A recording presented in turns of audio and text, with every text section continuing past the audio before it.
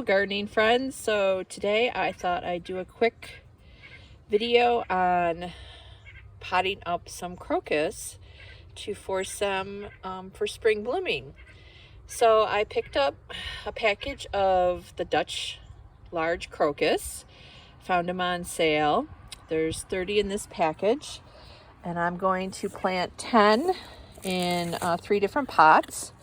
Now, the containers I like to use are, these are 6-inch pots. They're ones that are,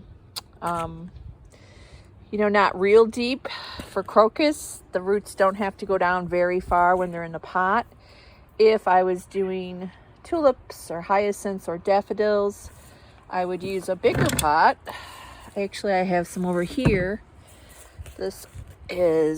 I did some hyacinths a month ago, and there are 5 hyacinths in each of these pots.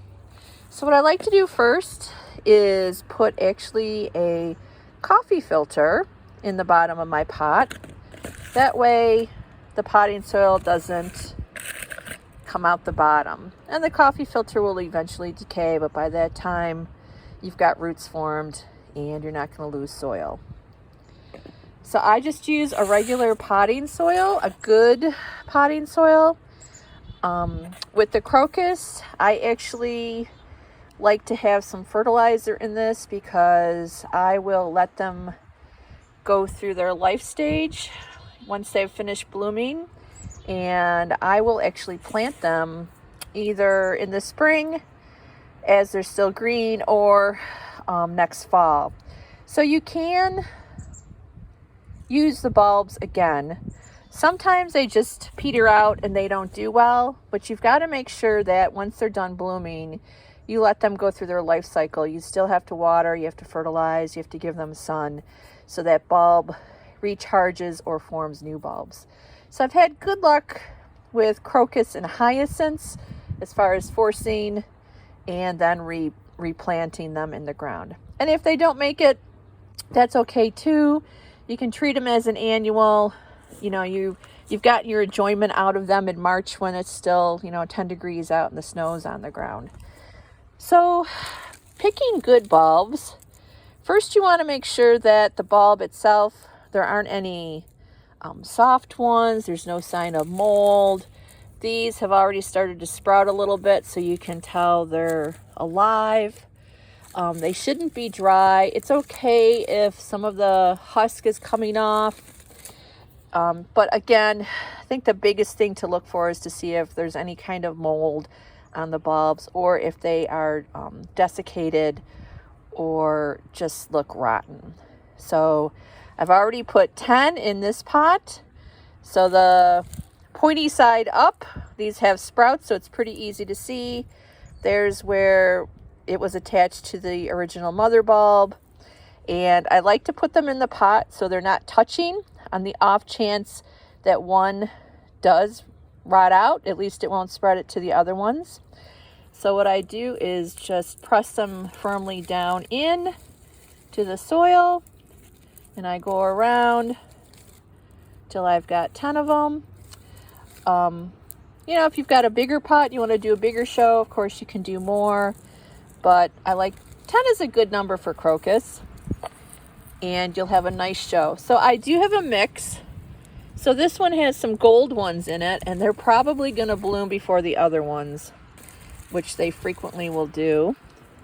Another thing I would do is if I had specific varieties, I would probably put on masking tape and put the masking tape on the pot so I knew who was who when I wanted to plant them. So I'm just going to do a quick count. 1, 2, 3, 4, 5, 6, 7, 8, 9. All right, there's 10 there. And with the pots, I filled the pot up about 3/4 of the way.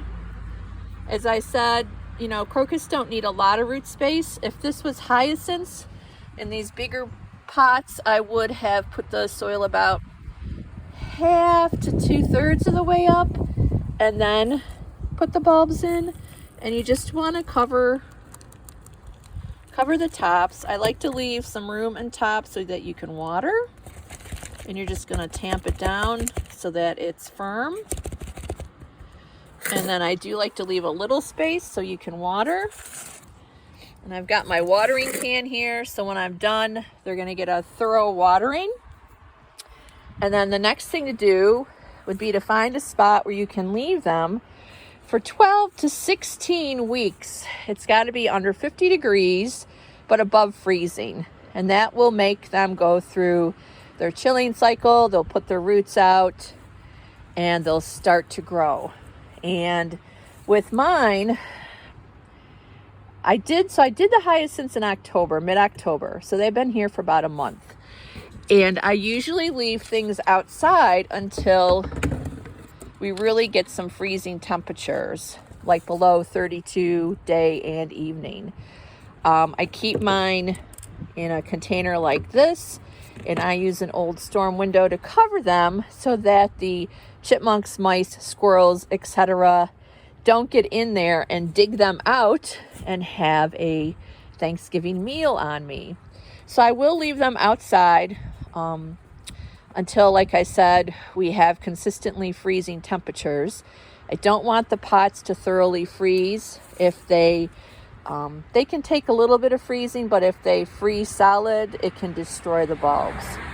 So once we get some consistently below freezing temperatures, I have a spot inside where it stays about 50 degrees, and I will take them in there.